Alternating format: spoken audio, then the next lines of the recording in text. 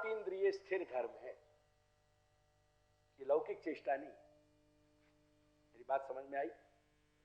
अब एवं देवता अतीन्द्रिय होने से, अब देवता कैसे है? देवता भी अतीन्द्रिय है, देवता का संबंध भी अतीन्द्रिय होता है। जब खुद स्वयं देवता अतीन्द्रिय है तो वह देवता को संबंध भी अतीन्द्रिय हो। ठीक है ना?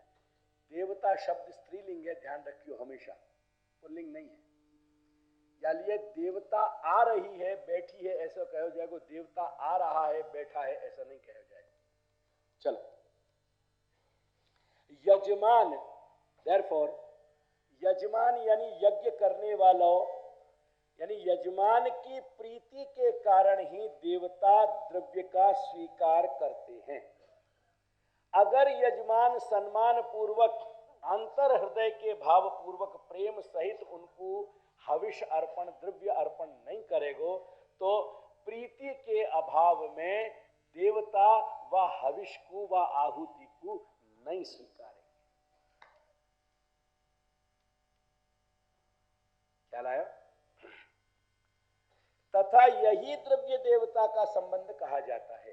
प्रीति पूर्वक देवता के उद्देश्य सु हविष को त्याग करनो, द्रव्य को त्याग कर देनो, वह को नाम ही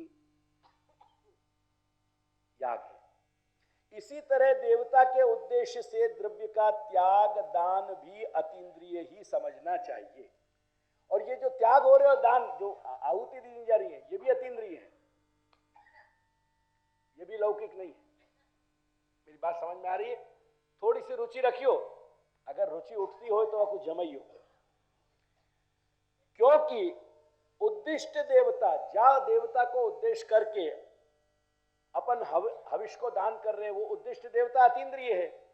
अतः तद विषयक त्याग भी, अब त्याग को नाम क्या है ये समझ लो। मतलब अपनी मालिकी में से कोई चीज को हटा के दूसरे की मालिकी में कोई चीज छोड़ देनो, वह को मतलब है त्याग, वही को मतलब है दान, और वही को मतलब है भेंट। ये तीनों समानार्थक शब्द हैं। स्वत्व, स्वयं की मालिकी, स्वत्व निवृत्ति पूर्वक पर सत्व उत्पादनम, अपनी मालिकी से हटा के कोई वस्तु पे दूसरे की मालिकी एस्टेब्लिश कर देनी, या को नाम है त्याग, या को नाम है दान, या को नाम है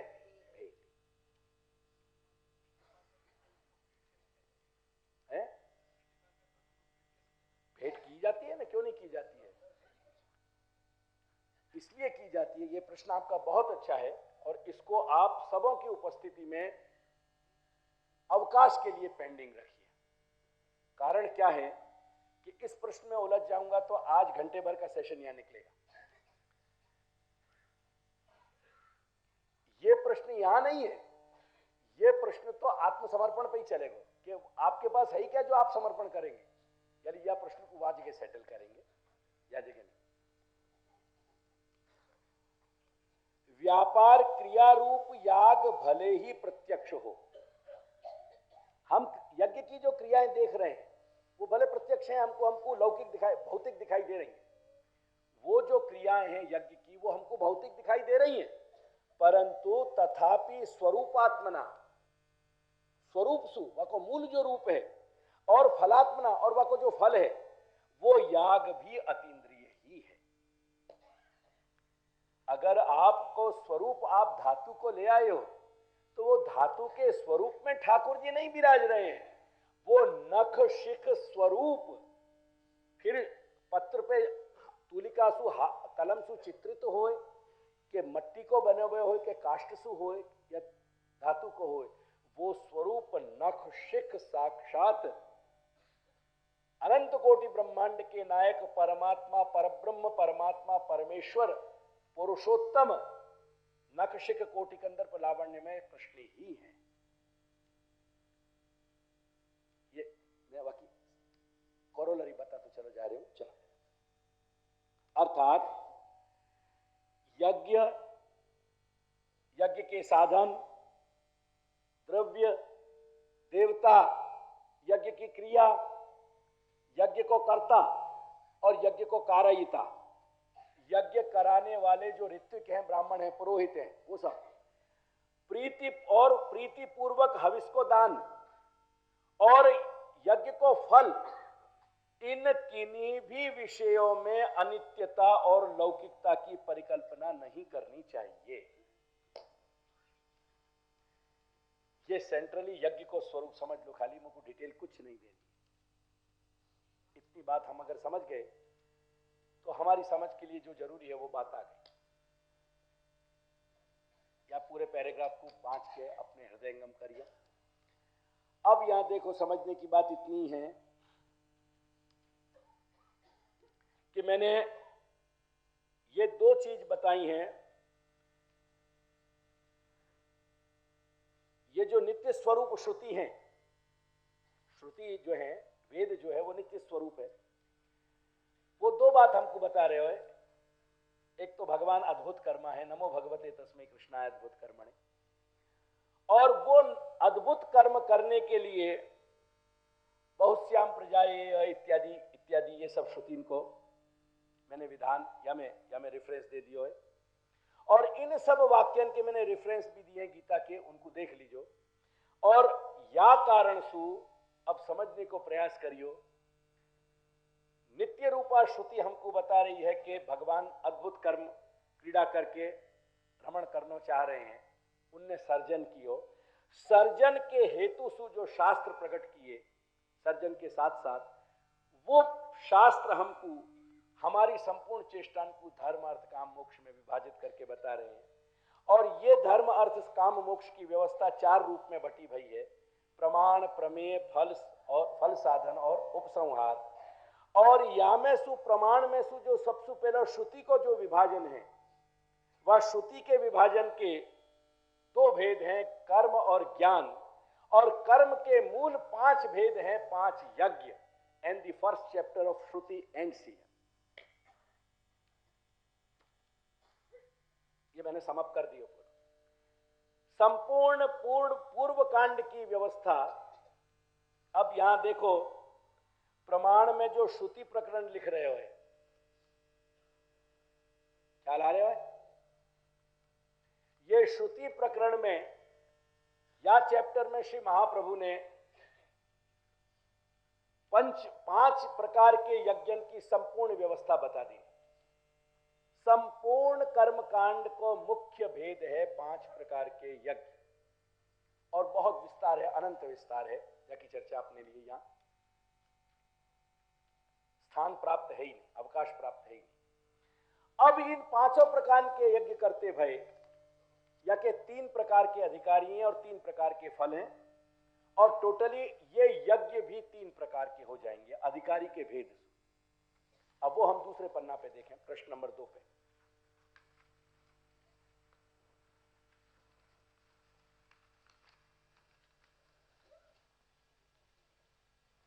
सब समझ में आ गया? अब देखो, यज्ञ के 3 प्रकार के अधिकारी हैं। प्रथम कोटि को अधिकारी आधिदैविक कोटि को है, दूसरी कोटि को मध्यम कोटि को अधिकारी आध्यात्मिक कोटि को है, और अधम कोटि को अधिकारी भौतिक रूप कोटि को है। जो उत्तम अधिकारी है वो ब्रह्म ज्ञान सहित, संपूर्ण ब्रह्म ज्ञान सहित। अब ब्रह्म ज्ञान सहित को मतलब क्या भयो? जाके पास पूर्व कांड को अर्थ भी मौजूद है और जाके हाथ में उत्तर कांड को अर्थ भी पूरा मौजूद है, और उन दोनों को एक अर्थ बन के समन्वय होके वह को परब्रह्म परमात्मा को बोध है संपूर्ण, और वह परब्रह्म परमात्मा की और या संपूर्ण सृष्टि के ब्रह्म रूपता को बोध करते भय वो जो यज्ञ कर रहे हो है वो केवल भगवत आज्ञा मान के कर रहे हो। और यालिए ये यज्ञ यद्यपि आज संभव नहीं है, पर यदि आज संभव होए तो पुष्टि मार्गी को ये यज्ञ के आचरण अगर कर सकते हो तो करते भय वको भगवत सेवा करनी चाहिए। अभी 50-60 वर्ष 70 वर्ष पहले किशनगढ़ के महाराज, राजस्थान में किशनगढ़, उनके ठाकुर जी विराजते हैं, और वो हमारे मेरे मेरा गुरु घर ही उनका भी गुरु घर है। ख्याल आया? और वो जो महाराज हते वहां के राजा, वो राजा वहां के, उनके यहां पूर्ण राज वैभव की अष्टप्रहर की तो सेवा होती, और सेवा करने के बाद संपूर्ण अग्निहोत्र कर्म करते थे। 5 यज्ञ के प्रकार में सबसे ऊपर अग्निहोत्र है। और उनने अपने जीवन में सोम याग कियो, जो सबसे प्रधान और बड़ो यज्ञ माने जाए, और वह सोम याग की जो विभूति यानी जो रक्षा इत्यादि, राख इत्यादि है हवन की, वो सब अभी भी उनके यहां प्रिजर्व करके रखी गई है। कहने को तात्पर्य यह है कि ऐसे राजा हते, राजा भोग विलास के लिए उत्पन्न होवे, ऐसे राज परिवार और इतनो बड़ो राज्य होते भय भी वो अष्टप्रहर सेवा करते थे और वर्णाश्रम धर्म निभाते थे। यानी ये मत सोच लीजिए कि पुष्टि मार्गी पे यज्ञ लागू नहीं पड़ रहे हैं या कर्म लागू नहीं पड़ रहे हैं। कर्म को अवकाश नहीं रहे वो बात एक अलग है, लेकिन कर्म करना चाहिए। जैसे छोटी सी बात का उदाहरण दो, ये तो मैंने बहुत बड़ा उदाहरण दिया। मैं ब्राह्मण हूं, मुझको संध्या वंदन करना चाहिए। अगर मुझको सवेरे से सांझ तक की सेवा पहुंचते भाई समय नहीं मिले और शाम को 7 बजे समय मिले पौड़ा के ठाकुर जी को, तो पौड़ा के निकलने के वक्त में वहां से निकल के मुझको और 7 बजे भी फिर संध्या करनी चाहिए।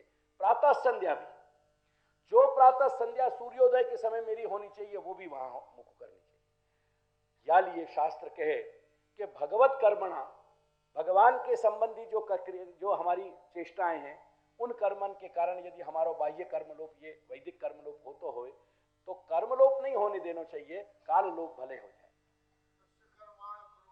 वो दूसरी बात है। तिस्रक कोटि महर्षया, कोट्य महर्षया,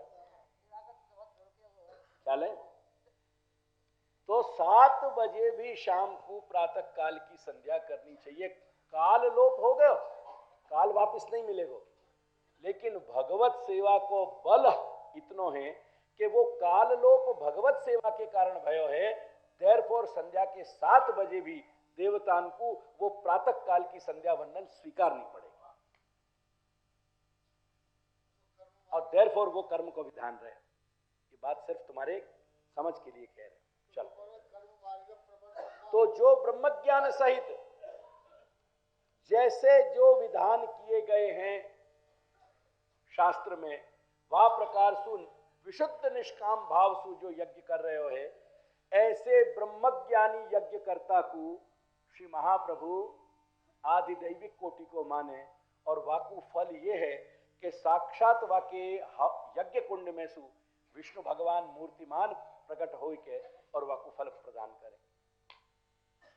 ये वाकु फल यज्ञो वै विष्णु। मध्यम कोटि का अधिकारी वो है कि जो ब्रह्म ज्ञान रहित है लेकिन वो भी निष्काम है। या काय में नहीं नहीं नहीं, प्लीज प्लीज प्लीज प्लीज,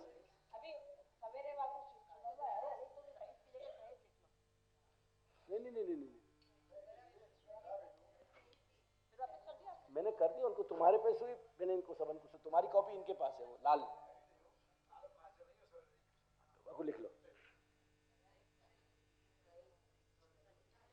एक ઉપરના જે અધિકારીમાં જ સહિત છે, બાકી બંનેમાં રહિત છે। ફેર એટલો છે કે એક બ્રહ્મજ્ઞાન રહિત હોવા છતાં નિષ્કામ છે અને એક બ્રહ્મજ્ઞાન રહિત હોવા છતાં પણ સકામ છે। એ બ્રહ્મજ્ઞાન રહિત પણ છે અને સકામ પણ છે। પેલો બ્રહ્મજ્ઞાન રહિત છે અને નિષ્કામ છે। તેથી એને નિષ્કામ અધિકારીને, મધ્યમ કોટીના અધિકારીને આત્મસુખ રૂપી સ્વર્ગ મળશે। હવે આ શું છે શું નહીં એની ચર્ચામાં આપણે અત્યારે નહીં જઈએ। આ ચાર્ટ તમે સાથે રાખશો તો એટલી વાત તમને ખ્યાલમાં આવશે। એને આત્મસુખ રૂપી સ્વર્ગ મળશે અને ત્રીજા કોટીના અધિકારીને જેનો ક્ષય થઈ જાય છે એવો સ્વર્ગ લોક મળશે। Is it clear?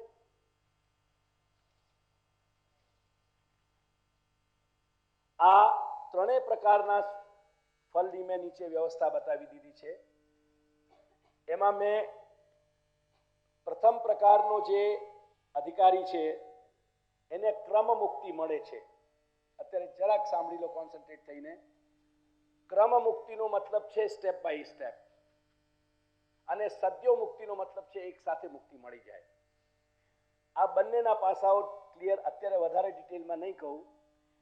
ક્રમ મુક્તિ એને મળતી હોય છે, પણ ભગવાન એના ઉપર વધુ કૃપાળુ થઈ જાય, યજ્ઞ રૂપ ભગવાન એના ઉપર વધુ કૃપાળુ થઈ જાય તો એને એ ભગવાન વિષ્ણુ સદ્યો મુક્તિ એક સામથી મુક્તિ પણ સિદ્ધિ આપી દે. બસ એ જ ક્રમ મુક્તિ અને સદ્યો મુક્તિનો ફેર છે. આ શબ્દ ઘણી જગ્યાએ શાસ્ત્રમાં આવશે, યાદ રાખજો. क्रम मुक्ति या चर्चा को यहाँ बहुत मत छेड़ बेटा, क्योंकि बहुत कॉम्प्लिकेटेड कर देगी ये सारी. हम इतना माने, हाँ, ये जो विष्णु संबंधी बातें हैं ये वहीं तक सब सीमित है. ये सारा क्षेत्र जो चल रहा है हमारा, वो अंतर्यामी और अक्षर ब्रह्म के लेवल पे चल रहा है. वहां तक कुछ भी बात नहीं. बस इतनी बात अपन समझ. कौन की बिगड़ गई तबीयत? ऊपर है कोई? जो भी है चलो. यानी मैंने वहां लिख दिया है अति कृपा सो सद्यो मुक्ति. तेरा प्रश्न बहुत महत्वपूर्ण है, पर वो अपन को समय अलाउ यहां नहीं कर पा रहे हो, बस इतनी बात है. लेकिन तो शुद्धाद्वैत चलो जाएगा, क्योंकि वो छोड़ के चले गए और मेरा आर्ग्यूमेंट खड़े हुए. तो लोक वेद प्रसिद्ध और लोक वेदातीत पुरुषोत्तम के जो ये स्वरूप की अवस्था भेद है, ये स्वरूप भेद नहीं है. ये जितना भी क्रम है, ये मोक्ष देने को जितना भी क्रम है, वो लोक वेद प्रसिद्ध पुरुषोत्तम को है, लोक वेदातीत पुरुषोत्तम को नहीं है. इतनी बात अगर तेरी समझ के और तो कुछ संतोष हो तो है, आई think so I have given your answer. चलो, आत्म सुख जो है वाके लिए भी मैंने समझा दिया है कि कैसे यह आत्म सुख मिले. यदि सर्व देवताएं जो है यज्ञ की क्रिया से संतोष नहीं प्राप्त करेंगे तो यह आत्म सुख नहीं होगा. और आदि भौतिक जो अधिकारी है, वाके धूमादि मार्ग और जायस्व म्रियस्व ऐसे दो भेद हैं.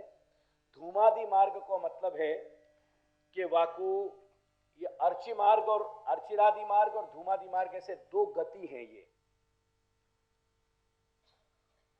मृत्यु के पश्चात यानी देह के जाने के बाद जीवात्मा की ये दो गतियां हैं. ये दो गति को मैं कोई दिन फिर समझाऊंगा. अर्चिरादि मार्ग जो है उत्तम गति है और धूमादि मार्ग जो है वो निम्न प्रकार की गौण प्रकार की गति है. अर्चिरादि मार्ग से जाने वाले जो जीवात्माएं हैं वो जीवात्मान को वापस नहीं लौटना पड़े. धूमादि मार्ग से गमन करने वाली जीवात्मान को पुनः वापस आना पड़े. और जायस्य म्रियस्व में इतना भेद है कि वो हमेशा जन्मते रहे और मरते रहे, उनको चक्कर चलते रहे. अब इतने से मेरी बात समझ में आ रही है? धूमादि मार्ग वालों भी लौट रहे हो, पर वो कालांतर वाको भोग वहां है, वो कहीं जा रहे हो ऊपर ऊर्ध्व गति में. यानी वाकी तुलना अपन जायस्य म्रियस्व के साथ नहीं कर सके. जायस्य म्रियस्व जो है वो जन्म रहे और मर रहे हैं, मर रहे हैं और जन्म रहे हैं, चक्कर में चालू है.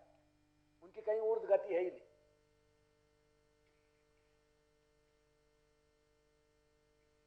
कुछ जिज्ञासा नहीं? या चार्ट को अपन यहां तक रखेंगे तो हम श्रुति के मूल विभाजन में, श्री महाप्रभु ने प्रमाण के श्रुति विभाजन में इतने सारे सब्जेक्ट को डील किया है इन डिटेल, एंटायर डिटेल. मैंने प्रयास ये किया है, तुम्हारे उपयोगी है कि नहीं वो प्रश्न नहीं है. प्रश्न ये है कि सर्व सिद्धांत संग्रह को क्या मतलब है, वाकु महाप्रभु ने कितने डिवीजन में दिए और उन डिवीजन के बेसिक ब्लॉक्स क्या है. तो ये प्रमाण को वन ऑफ द ब्लॉक्स है. ये प्रमाण जो जहां में देख रहे हो,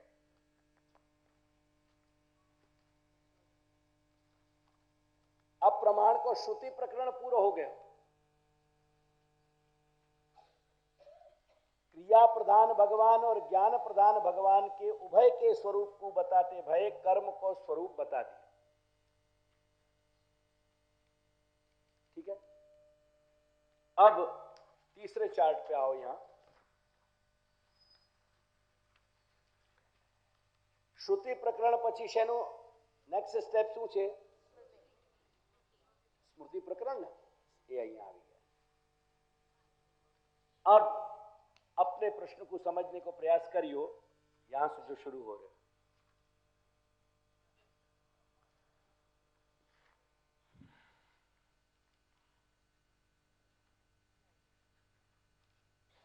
घड़ी नहीं लाया मेरी,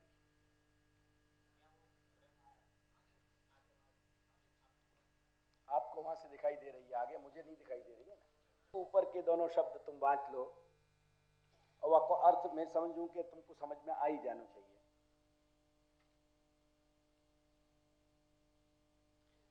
यानी देखो, वेद के 4 विभाग हैं और फिर वेद की बहुत सारी शाखाएं हैं। तो मैं ऊपर के शब्दों से इतना ही कहना चाह रहा हूं कि जा स्मृति में वेद और वेद के जो शाखा विभाग हैं उन सबको सार आयोग है। इतनी बात समझ में आ गई मेरी? ये लेफ्ट हैंड साइड की बात हो गई, डाबी बाजू। ठीक है ना? अब जमनी बाजू क्या है? पूर्व कल्पन को जो सदाचार है, वह सदाचार में जो वक्त के व्यवहार हते, वो व्यवहार की मूल जो बातें हैं वो एक सोर्स है। यानी स्मृतिन के प्रकट होने में 2 सोर्स हैं, एक वेद और वेद शाखान को सार और एक पूर्व कल्प के व्यवहार को सार। सीधी बात इतनी कहते, सबके ध्यान में आ गई बात? यानी श्री महाप्रभु कह रहे हैं कि बहुत सारे ऋषि ने प्रकट करी है, यानी स्मृति बहुविधा, बहुत तरीका की।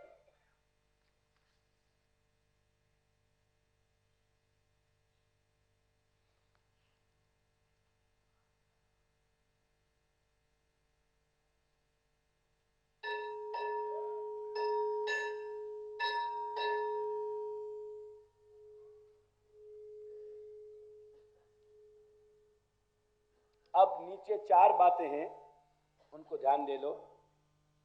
एक तो आचार यानी आचरण, और वाबखत के पूर्व कल्पन के लोकन को अनुसरण यानी व्यवहार।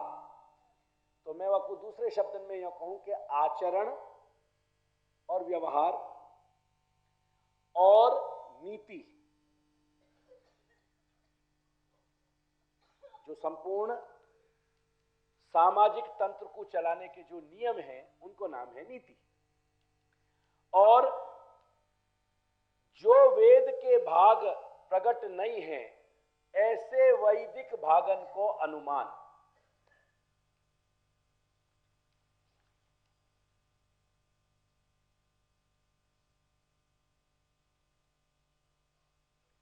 भाग जो प्रकट नहीं भयो, आविर्भूत नहीं है, ऐसे वेद के भाग को जब कहीं ना कहीं सारे व्यावहारिक तंत्र को देख के उन ऋषि ने कि ये यहां है, इन कल्पन इन व्यवस्थान में वैदिक और व्यावहारिक इन व्यवस्थान में ये चीजें मिल रही हैं, दैट मीन्स कि इनको मूल कहीं वेद में होना चाहिए। ऐसे प्रकार के विचार से जिन लोगों ने अपनी समाधि अवस्थान में वेद के अनुमान जो लगाए, वो वेद के अनुमान के आधार पर जो व्यवस्था दी गई, वो व्यवस्था के लिए जो सपोर्टिव पार्ट है वो नित्यानुमेय वेद मान्यो जाएगा। ख्याल आया? एक बात मैं कहूं कि जैसे तुम यहां एंटर होने के बाद 10 तरह को डिसिप्लिन देख रहे हो, वहां में 8 तरह को डिसिप्लिन तो तुमने समहाउ डायरेक्ट के इनडायरेक्ट यहाँ के लोगन सु या मेरे सु सुने हैं। 2 प्रकार को डिसिप्लिन तुमने नहीं सुने हैं, तो वाकई लिए तुम ये अनुमान लगाओगे ना कि समहाउ जब इतनी बड़ी व्यवस्था इन आधारण पे टिक रही है तो ये दो व्यवस्थाएं भी यही आधार पे टिक रहे हैं। वो व्यवस्था तुम्हारे लिए प्रकट नहीं है, पर वाको जो तुम अनुमान लगा रहे हो बहुत पक्के पाए पे, वो पक्के पाए पे अनुमान लगाने को मतलब है नित्य अनुमेय वेद। क्योंकि वेद नित्य है, वो नित्य वेद को तुमने अनुमान लगाया हो उन ऋषि ने, यानी वाको कहोगे नित्य अनुमेय वेद। ठीक है। और इन स्मृति में मुख्य 4 प्रकार के सब्जेक्ट्स को डील किया गया है। एक तो प्रवृत्ति, जीविका, व्यवहार और विशुद्धता। मनुष्य की प्रवृत्ति वाके स्वभाव और अधिकार, यानी वाको परफोर्स ऑफ द इनहेरेंट और इनबॉर्न नेचर एंड हिज और हर पोटेंशियलिटी। वो पोटेंशियलिटी को ही हम अधिकार कह रहे हैं। अंतर्निहित इनबॉर्न वाकी जो क्षमताएं हैं उन क्षमताओं को नाम है पोटेंशियलिटी, जाको अंग्रेजी में हम कह रहे हैं उन क्षमताओं को नाम है अधिकार। तो स्वभाव जो है वो हमारा मेंटल, हमारी साइकी है, हमारा मेंटल एटीट्यूड है इनबॉर्न, और अधिकार जो है वो हमारा पोटेंशियल है। वैसे पोटेंशियल दोनों तरह को कहा जा सके, mental as well as physical. तो ये स्वभाव अधिकार की व्यवस्था। तो जो प्रवृत्ति है वो हमारे स्वभाव अधिकार की व्यवस्था है। जीविका है वो हमारी लाइवलीहुड, जो हमारा जीविका यानी हमारे जीवन को सपोर्ट करने वाली जो आर्थिक व्यवस्था है, हमारा खान पान कैसे चलना चाहिए, वाकी व लाइवलीहुड की जो शास्त्र के द्वारा बताई गई योग्य व्यवस्था है वो। ये दूसरा विभाजन है। व्यवहार, चारों वर्णन को और चारों आश्रमन में व्यवहार कैसो, कौन को क्या होना चाहिए, कौन कौन सी परिस्थिति में, वो सब व्यवहार यहां में दिया गया है। जैसे एक अनडिवाइडेड हिंदू जॉइंट फैमिली है तो वह डिवीजन कैसे आधार पे होना चाहिए, what should be the criterion, और if I put it in plural, criteria for the division of the movable as well as immovable property।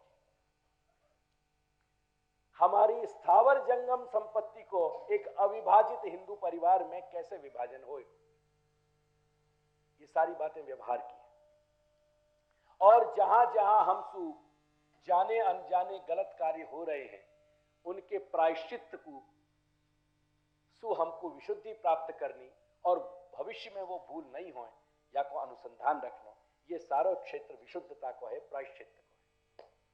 So basically स्मृति में ये 4 सब्जेक्ट डील किए गए हैं, 4 डिविजन।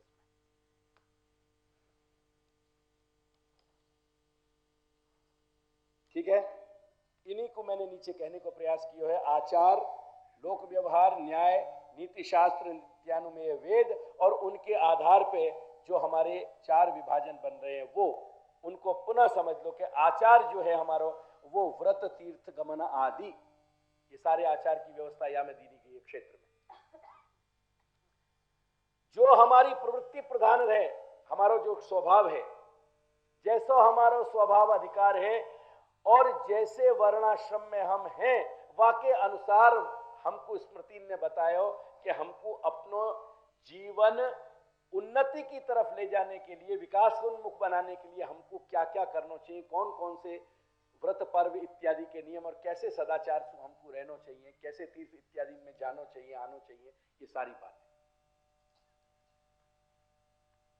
तो ये सारा जो कॉन्स्टिट्यूशन है वो व्रत, तीर्थ इत्यादि को है, और वाके पाछे 2 भेद हैं। ये सारी जीवन जीने की जो पद्धति है सदाचार, वो काम्य भी है और नित्य भी है।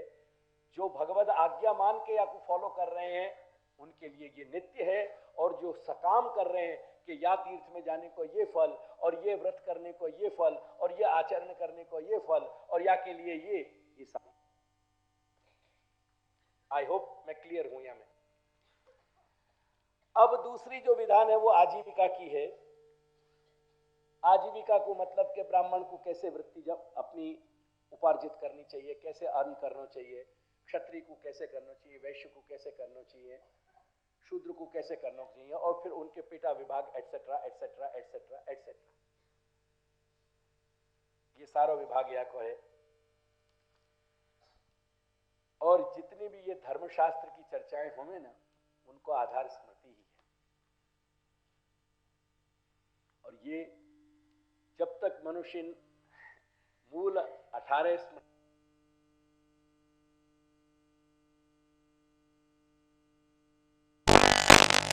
जाए, तब तक वह व्यक्ति को धर्मशास्त्र पे बोलने को अधिकार नहीं है। और श्री दादाजी के चरणारविंद की कृपा है कि तुम्हारे घर को या स्मृति विषय पे बोलने को अधिकार है। तुम्हारे घर को श्री दादाजी के चरण रज को ये गौरव है। तो वाके बाद जो नीति शास्त्र है वो पूरी हमारी सामाजिक व्यवस्था है। कौन को कौन से अपराध पे कितना दंड देना एटसेट्रा एटसेट्रा। या को मैं आधुनिक भाषा में कहूं तो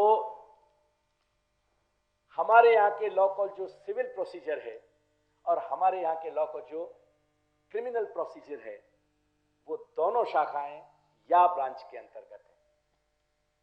और आज की तारीख में भी हिंदू लॉ की, अपने यहाँ की प्रेजेंट हिंदू लॉ की जो गवर्नेंस है, वो टोटल गवर्नेंस अपने यहाँ की याज्ञवल्क के दाय भाग पे और याज्ञवल्क की जो मिताक्षरा नाम की टीका पे है। यानी ये दो स्कूल ऑफ थॉट्स हैं आज भी लॉ में।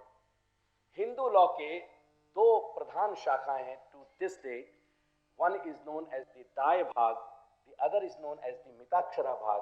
और उन दोनों डिविजन्स पे ही हिंदू लॉ के जितने भी एक्सपर्ट्स हैं वो काम कर रहे हैं। और बहुत सरप्राइजिंगली तुमको बताऊं कि आज की हाई कोर्ट और आगे के लेवल पे सुप्रीम कोर्ट के लेवल पे जो लॉ की बुक प्रामाणिक मानी जाए, दुर्भाग्य से या जो भी तुम बाय कोइंसिडेंटली गिनो, वो है by professor Mulla. Let's move.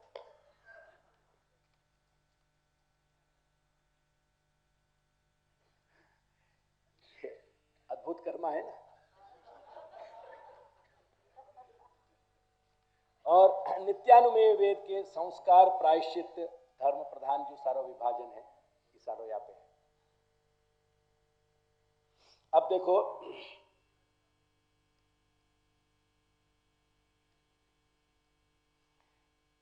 ये जो नित्यानुमेय वेद सु जो भाग आया भयो है, नित्यानुमेय वेद के कारण जो बातें अपनी स्मृति में मौजूद हैं, वाके 5 भेद हैं।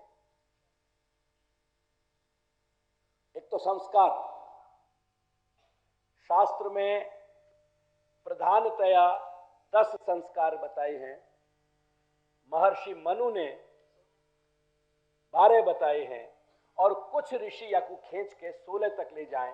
यानी ये तुम्हारे लौकिक व्यवहार संस्कार। इनफैक्ट फ्रॉम 10, 12 और कुछ ऋषि वा को 16 एक्सटेंड करें। गर्भाधान से लेकर जो ऊर्ध्व यानी उत्तर संस्कार है वहां तक में ये सब 16 संस्कार या लेट अस बी प्रिसाइज 12 संस्कार बटे हुए। क्लियर है या कि ज्यादा डिटेल नहीं दे रही हूं। मैंने सिनॉप्सिस जो बनाई है वहां में मैंने 16 के नाम भी लिखे हैं, पर फिर वो कैंसिल कर दी नहीं मैंने घबरा के, क्योंकि मर्यादा देने वालों एक हो तो ठीक है, पर 3 हो तो कैसे पहुंच बढ़े।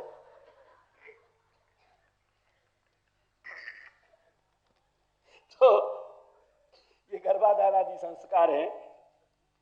और दूसरे विधान हमारे वर्णाश्रम के विधान हैं, जहाँ में संध्योपासना करनो, संध्या वंदन करनो ब्राह्मण को मुख्य कर्म माने गए है।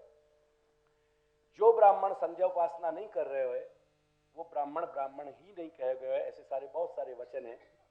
तो अनेक कर्मन को जहां विधान है पर वहां में संध्योपासन जो है मुख्य है, यानी वाकुन संध्योपासन वह विभाग को नाम दिया गया। ये दूसरा विभाजन है। और श्राद्ध इत्यादि के जो व्यवस्था है वो या को तीसरा विभाजन है, नित्यानुमय वेद की शाखा से जो आ रहे हुए। और पाक यज्ञ, ये पाक यज्ञ जो है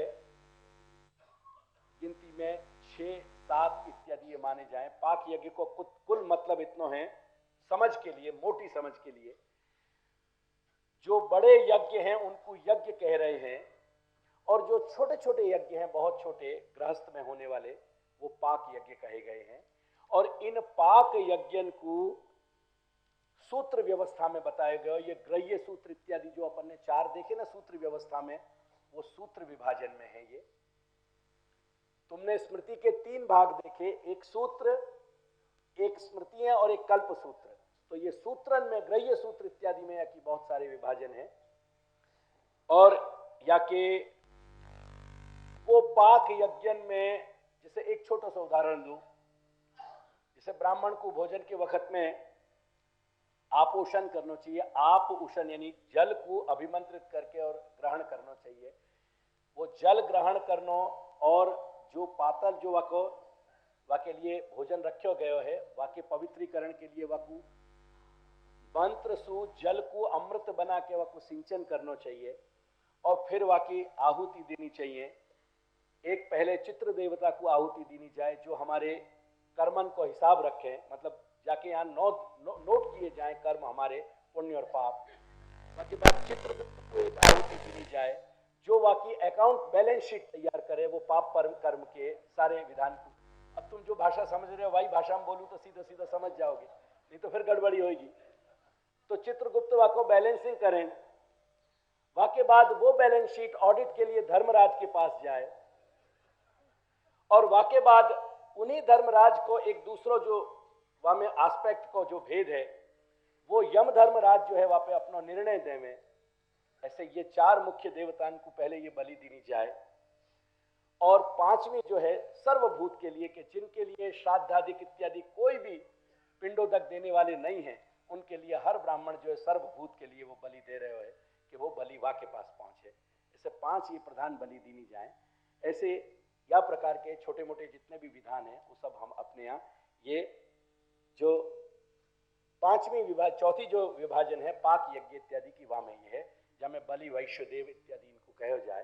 सारे विभाजन भोजन करने के पश्चात ब्राह्मण को फिर वेद आदेश देवे, यानी स्मृति के माध्यम से, कि वहां पे पुनः एक अमृत के आवरण से वो खाए गए अन्न को आच्छादित कर दे जल के माध्यम से, ताकि वो वह अन्न को ऐसा परिपाक होए कि जाके अंतिम परिणाम स्वरूप हमको असद बुद्धि उत्पन्न नहीं हो, सद्बुद्धि उत्पन्न। ये बात सोचते रहना ही अपने आप में कितनी पॉजिटिव और स्ट्रॉन्ग साइकोलॉजी है। जस्ट ट्राई टू थिंक, ये नित्य क्रम है सर।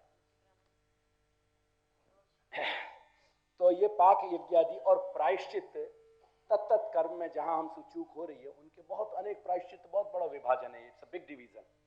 तो ये प्रायश्चित है। अब या में या कुछ श्री महाप्रभु बतावें कि वैदिक धर्म को तुम देह के रूप में वाको विचार करो।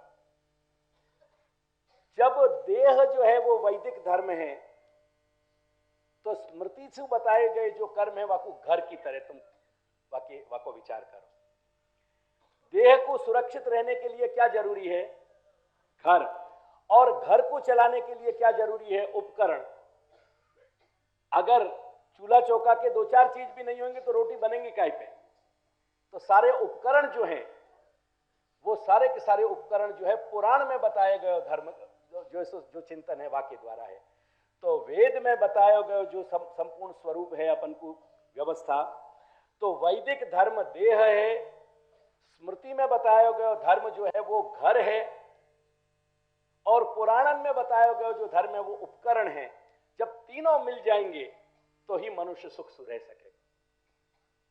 वैदिक धर्म निर्वाह करते भयो, स्मार्त धर्म निर्वाह करते भयो, और पौराणिक धर्म समाप्त कर दो।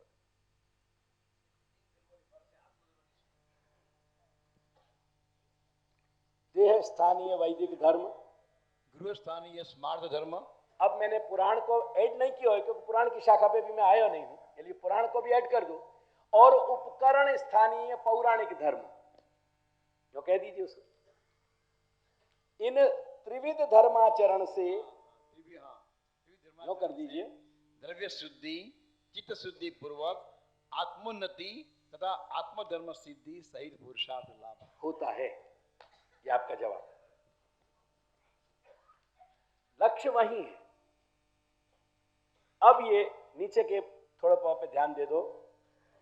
चित्त शुद्धि को जो संपादन करना है वसु मूल जो है, चित्त शुद्धि के संपादन से धर्म की सिद्धि होगी और धर्म सिद्धि से जो है दुख का अभाव और सुख की प्राप्ति रूप परमानंद मोक्ष होगी।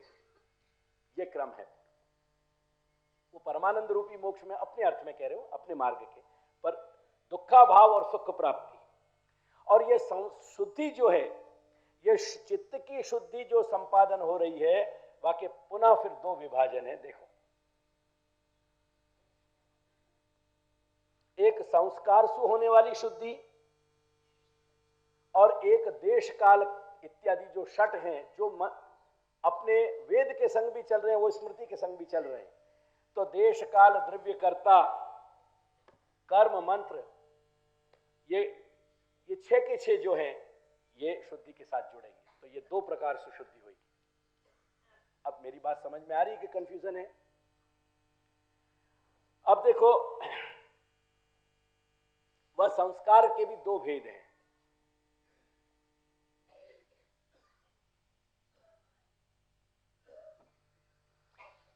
एक संस्कार सुशुद्धि और एक विभाजन है संस्कार पृथक है और शुद्धि पृथक है।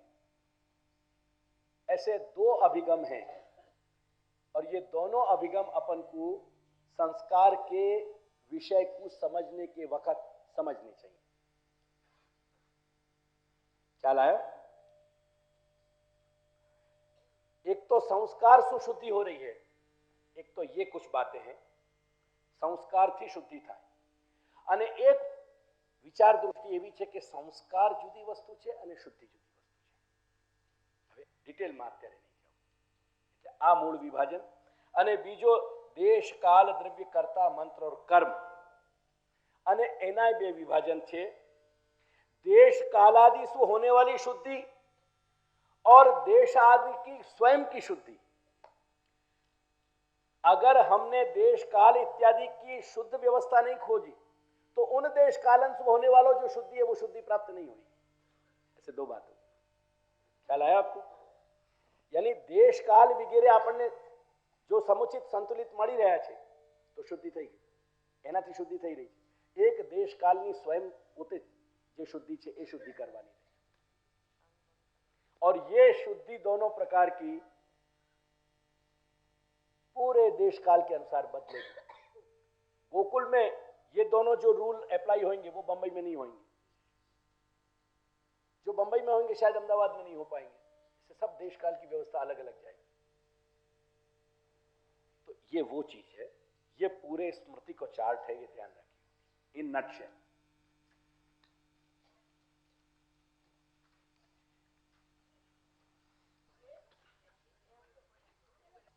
पुराण को जो चार्ट मुझको बनाना चाहिए तो वो मैं बना नहीं पाया हूं, तो मैं थोड़ा लिखा दूं तुमको, अगर बार रूप में लिख लोगे तो तुम्हारी समझ में आ जाएगी। बनाना मुझको पुराण को भी है तो, पर नहीं बना सको। चलिए, पुराण और वेदांग इनको मैं इन शॉर्ट तुमको समझा दूंगा बस, तो हमारे सर्व सिद्धांत संग्रह की रेंज हमारी समझ में आ जाएगी।